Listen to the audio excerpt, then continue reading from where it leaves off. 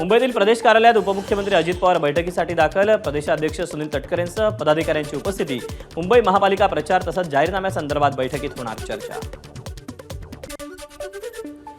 नाशिकमधून काँग्रेसचे एकेकाळचे प्रदेश नेते राहुल दिवे यांचा शिंदेंच्या शिवसेनेमध्ये प्रवेश. कुंभमेळ्याच्या प्रश्नांवर निवडणूक लढवत असून जनता पाठीशी उभी राहील, दिवेंकडून विश्वास व्यक्त. पुण्यात संगीता तिवारींचा महिला काँग्रेस सदस्यत्वाचा तडकाफडकी राजीनामा. काँग्रेस प्रदेशाध्यक्ष हर्षवर्धन सकपाळांकडे राजीनामा सुपूर्द.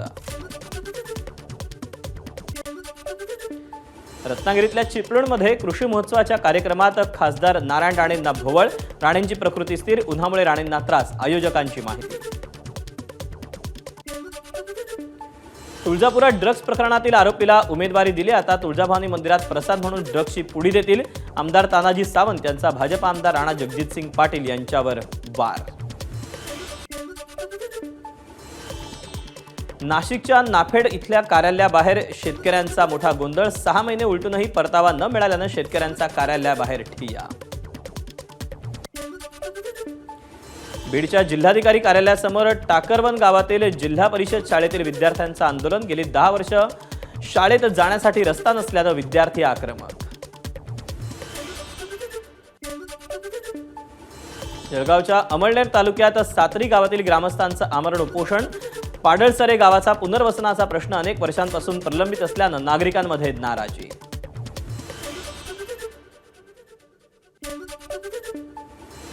पुण्यात मद्यप्राशन करणाऱ्या वाहन चालकांवर कारवाईचा बडगा. मद्यप्राशन करत वाहन चालवणाऱ्या 232 जणांवर तर वाहतुकीचे नियम मोडणाऱ्या 720 जणांवर दंडात्मक कारवाई.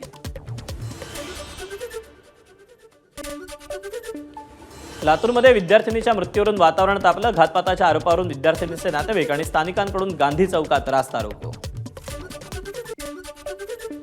बुलढाण्यातील छत्रपती संभाजीनगर महामार्गावर धाड गावाजवळ शिवशाही बस आणि दुचाकीची समोरासमोर धडक. भीषण अपघातात तिघांचा जागीच मृत्यू. मुख्यमंत्री देवेंद्र फडणवीसांच्या उपस्थितीत युनिव्हर्सल म्युझिक ग्रुप आणि एक्सेल एंटरटेनमेंट यांच्या धोरणात्मक भागीदारी कराराची घोषणा. लोकप्रिय दिग्दर्शक दिग्पाल लांजेकरांचा रणपती शिवराय स्वारी आग्रा हा चित्रपट लवकरच प्रेक्षकांच्या भेटीला. अभिनेता अभिजित श्वेतचंद्र छत्रपती शिवाजी महाराजांची भूमिका साकारणार असल्याची माहिती.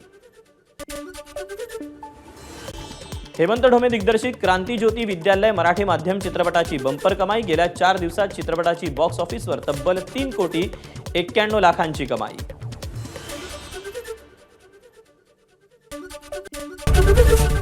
एबीपी माझा, उघडा डोळे बघा नीट.